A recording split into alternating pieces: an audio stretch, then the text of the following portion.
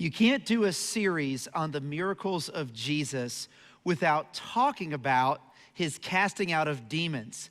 It's featured again and again in the Gospels, Jesus performing various exorcisms. And so tonight, we're gonna go to the granddaddy of them all, Mark chapter 5. So if you've got a Bible, go ahead and turn over to Mark chapter 5. But as you turn there, did you know that exorcisms are on the rise in America? That exorcisms, the casting out of demons is happening more and more in the country that you live in. That was actually the headline in The Atlantic just back in 2018, that exorcisms are on the rise in America. The Atlantic is one of the most important mainstream news magazines in our country. And the story began this way. Louisa had separated from her husband, Stephen. When the counselor asked about her marriage, she said she wasn't ready to talk about it. The counselor pressed. Eventually, the conversation grew tense and Louisa started to hyperventilate, a common symptom of a panic attack. The counselor rushed down the hall to get Louisa's therapist, Amy Harp. Together, they moved Louisa to Harp's office where they felt they could calm her. But once Louisa was there, her demeanor transformed. Normally friendly and open, she started screaming and pulling out clumps of her hair. She growled and glared. Her head flailed from side to side, cocking back at odd angles. In jumbled bursts, she muttered about good and evil, God and the devil. She told the counselors that no one there could save Louisa. She seemed to vacillate between this unhinged state and her normal self. One minute she would snarl and bare her teeth, and the next she would beg for help. It definitely had this appearance where she was fighting within herself, Amy Harp said. Harp had never seen this kind of behavior before and wasn't sure what to do. But she knew that Louisa had experienced episodes in which she felt something indescribably dark overtake her, and that she would read scripture to beat back these states. You need to read Bible verses, Harp said. Her bearing still frantic, Louisa picked up her smartphone and began looking up passages. As she read, she started to calm down. Her flailing diminished, her frenzied effect ebbed. She vomited in a trash bin, and after that, she was her old self again, full of apologies, her eyes wet, her face red. The encounter left Harp baffled about what she had just witnessed. The article went on to describe how various demon possessions and exorcisms have been reported more and more in America. That's crazy. Demons? America? 2020? We already had the coronavirus and now this, demons? C.S. Lewis, in his book, The Screwtape Letters, made this famous statement about demons. He said, there are two equal and opposite errors into which our race can fall about the devils. One is to disbelieve in their existence. The other is to believe and to feel an excessive and unhealthy interest in them. Basically, there are two ditches. One is to not believe in them. The other is to think too much about them. We want to drive the middle ground as believers in Jesus Christ. But to do so, I want to begin by asking a question. Why are demons featured so often and so regularly in the Gospels? It really comes down to this. In Genesis chapter 3, verse 15, we get the very first gospel. In the curse, after Eve and Adam give in to the temptation of the serpent, they partake of the fruit, God comes and he hands down his judgment. And part of that judgment contains the verses that say one day, the offspring of the woman would crush the head of the serpent Satan, standing in for all evil and wickedness. That one day a man would come who would defeat evil once and for all.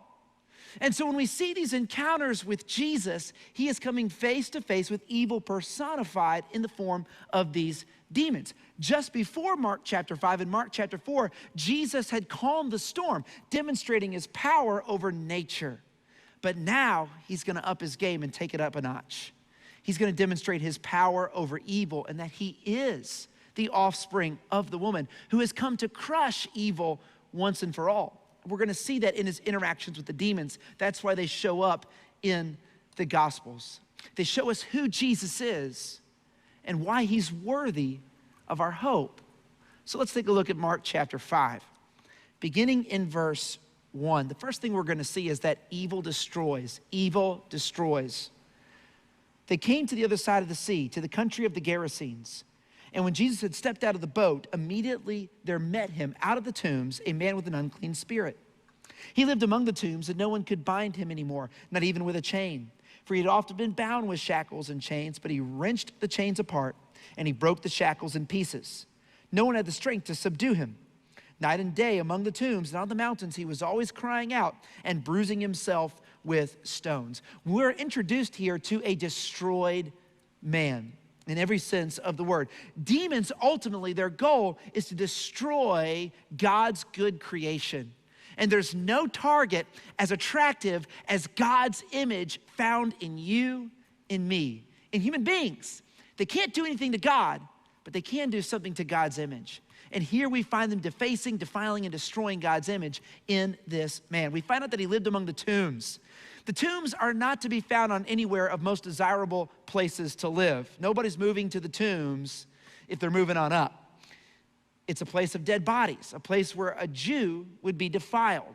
So Jews would not go among the tombs. It's not a great place to live. He's already in the wrong place. We find out that he is possessed by an unclean spirit. Did you know that there's no such thing as ghosts? I know. We might like the Ghostbusters and other stories featuring ghosts, but when you die, you go one of two places.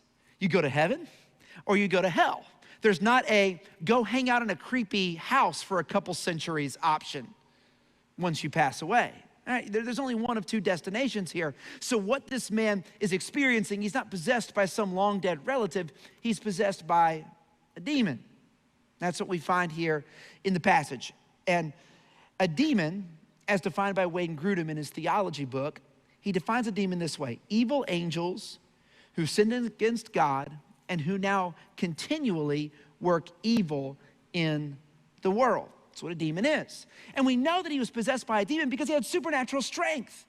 Chains could not hold him. He would just tear them apart. Some people look at these stories about demons and they think, well, ancient people, they didn't understand mental disorders and mental illness, so they just called everything demons.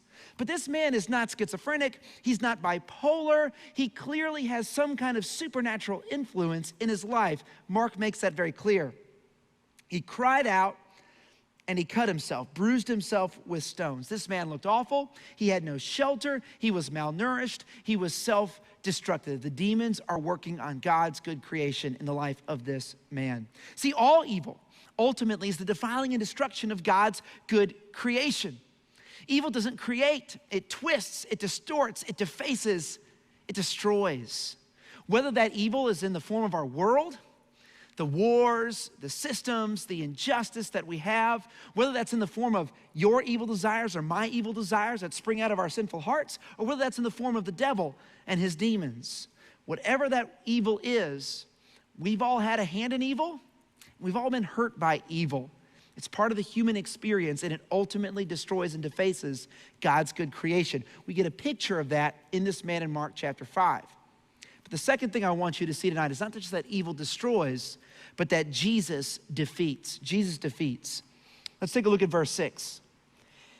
And when he saw Jesus from afar, he ran and fell down before him. And crying out with a loud voice, he said, "What have you to do with me, Jesus, Son of the Most High God?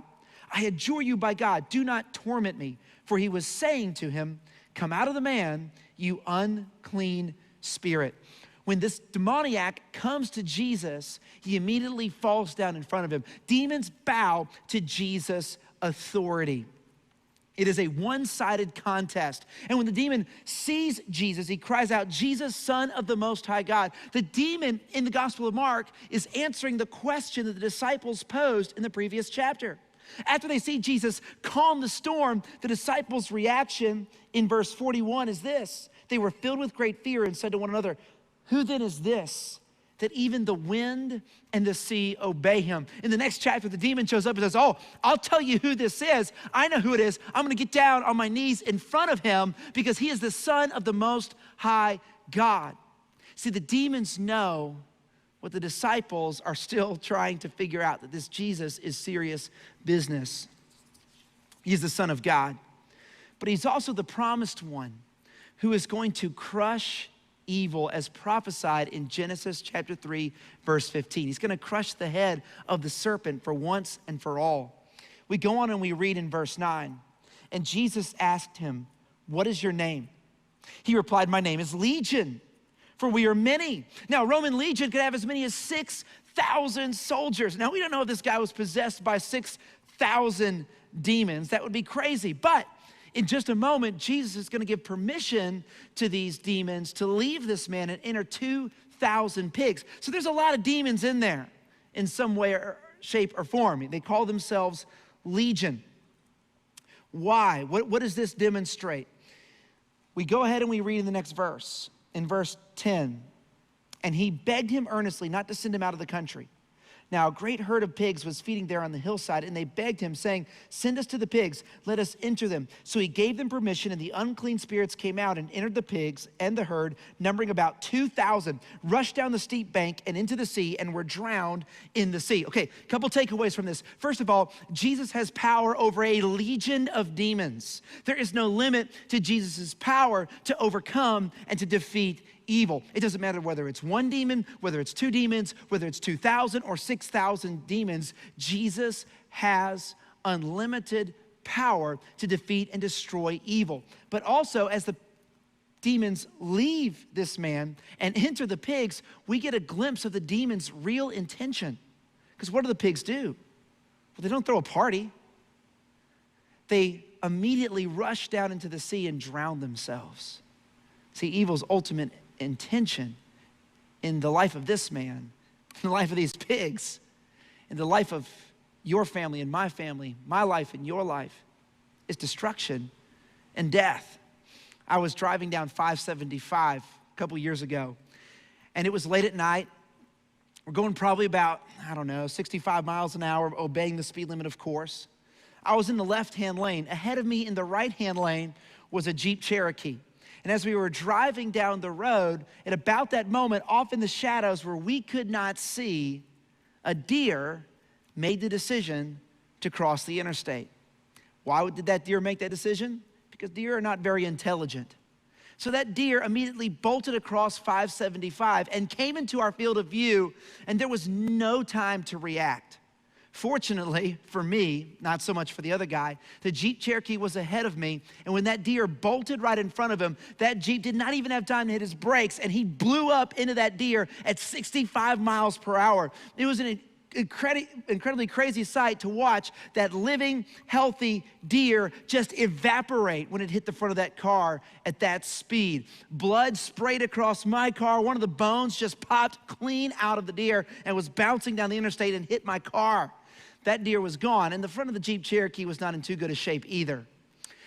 Ultimately, what we see when evil comes to God's creation is it wants to destroy it. One moment, the deer is alive and breathing and healthy. The next minute, totally destroyed. When evil impacts our world, its goal is the destruction of the good things that God has made. And that's what we see in these pigs. They immediately rush headlong into the sea. And evil's goal for your life and for my life, whether in the form of the world, whether in the form of sin, whether in the form of Satan, is our destruction. And ultimately, it looks like evil wins because we all die because of our sin, because of where we've fallen short. This is all there is. And ultimately, evil gets to destroy us in the end. But it's not the end of the story. Mark chapter 5, verse 14. We see, first of all, evil destroys. Second of all, Jesus defeats. But third of all, Jesus restores. The herdsmen fled and told it in the city and in the country. And people came to see what it was that had happened. And they came to Jesus and saw the demon-possessed man, the one who had the legion, sitting there clothed and in his right mind, and they were afraid. And those who had seen it described to them what had happened to the demon-possessed man and to the pigs. And they began to beg Jesus to depart from their region. And as he was getting into the boat, the man who had been possessed with the demons begged him that he might be with him. Jesus has power over Satan and all of his demons. He didn't just defeat evil, Jesus also restored the image of God in this man. He's now sitting here in his right mind, behaving like a normal human being. Now, the people show up. They hear about this. They come out to see what happened. They see the image of God restored in this man, sitting there in his right mind, and they are afraid. They beg Jesus to leave. Why? Is it because bacon prices were now going up in the region because of what Jesus had done? No, it's because they knew how terrifying and fearful this man with a legion of demons had been, and now they're sitting face to face with the one who had defeated that legion. See, Jesus is not a tame savior. We think we can manage him. We think we can control him. We think we can fit him into a nice, neat little box in our lives and keep him there, but he is uncontainable. He cannot be managed. He cannot be controlled. And when you realize who he is, you've got to reckon with him. He doesn't reckon with you. And so the reaction of these people is, this Jesus is serious business. This Jesus cannot be managed or controlled, so let's send him away. People still have that reaction. They look at Jesus and realize that, you know what, things would be easier if we just sent him away and went on with our lives like nothing happened. But something happened. Evil, with all of its massive forces, 6,000 on one, was defeated at a word. Got to deal with that. These people don't want to, so they want Jesus to go away. Fortunately, the possessed man reacts differently. We read in verse 18, as he was getting into the boat, Jesus, the man who had been possessed with demons, begged him that he might be with him. I love this. The possessed man, he's not looking for more miracles. He's not looking for a handout. He wants Jesus. He wants Jesus. He wants to be with Jesus. And one day he's going to get that. But for right now, he gets a mission. See, this was a Gentile region, a non-Jewish region, a place representative of the nations. This guy who had been possessed by the demons was not a Jew. And so Jesus gives him a mission in verse 19. And he did not permit him, but said to him, go home to your friends and tell them how much the Lord has done for you and how he has had mercy on you. He gets a savior and a mission. Go and be, in the Gospel of Mark, the very first Gentile missionary, the very first missionary to the nations. Let them know what God has done for you. And what do we read next in verse 20? And he went away and began to proclaim in the Decapolis how much Jesus had done for him. And everyone marveled. They were amazed. Why? Because they knew what this man had been before, and they saw what he was now. That could not have been accomplished by a 5-step plan or a little bit of willpower or a little bit of therapeutic counseling. No, it took something huge. It took Jesus to heal this man, and everyone marveled. You and I may not be possessed with a legion of demons, but we're all part of the evil and sin of this world. And when Jesus came to earth and when Jesus went to the cross, he looked at your sin, he looked at my sin, and like he told those demons, he told our sin to come out. But he didn't send our sin onto a herd of pigs. He sent it upon himself as he took our sin and our evil and our wickedness, all of our selfishness, our greed, our lust, our pride, our envy, all of it upon himself. And he died on the cross. He rushed headlong, not into the waters, but into God's wrath, taking the penalty that you and I deserved. Why? So that the image of God could be restored in us, so that we could one day sit up in our right mind, in his kingdom, free of sin, rescued from death once and for all.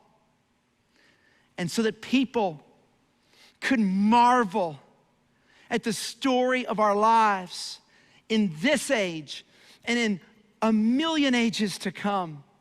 That they could marvel at what only the power of God could have done to defeat evil and restore us to God's image for all of eternity. See, that's the good news of the gospel. That's the good news of Mark. And listen, your story and my story, we may not be possessed by a legion of demons, but it's no less miraculous what Jesus has done through the cross and through the resurrection in your life and in my life. The power of sin and death has been broken in our lives. The question now, like it was for this man, what will we become? And will people marvel at it? Evil is out to defile and destroy God's good creation and his image in us. From the serpent in the garden to the demons that Jesus confronted, to modern day genocides and our own personal sinful desires. But one more powerful than evil is here. When I think about the most terrifying creature on earth, immediately a great white shark comes to my mind. In 2009, researchers tagged 17 great whites, which spent months circling Farallon Island while picking off and eating local elephant seals. But this ended when 2 pods of killer whales, orcas, like SeaWorld, swam past the islands early in one afternoon. After these orcas swam past the islands, in the space of just 8 hours, all 17 great whites abruptly disappeared. They weren't dead. Their tags were eventually detected in distant waters, far, far away. They just fled from Farallon Island. Why? For at least a month, most of them didn't return. Some orcas hunt seals, so it's possible the great whites just didn't want the competition. But that seems improbable given by how quickly the sharks bolted away. The likely explanation is that the most fearsome shark in the world is terrified of orcas. Combining brains and brawn, orcas kill sharks in surprisingly complicated ways.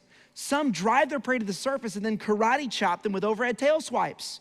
Others can hold sharks upside down to induce a paralytic state. Orcas can kill the fastest sharks, makos, and the largest sharks, whale sharks. And when they encounter great whites, a few recorded cases suggest that these encounters end very badly for the great white sharks. So when a great white shark sees an orca, what does it do? Run away, do. Run away, do. It's exactly what happens, because one more powerful is here. Evil, death, and sin have their way on this earth. But when Jesus stepped foot on this earth, one more powerful was here, and it fled. And one day he's coming back, and it will flee once and for all. But in the meantime, when that one who is more powerful enters your life, evil and sin will flee. Has he entered your life? Has he changed your life into something to marvel at? Well, it is that time of the night. We have got the results in, and I need is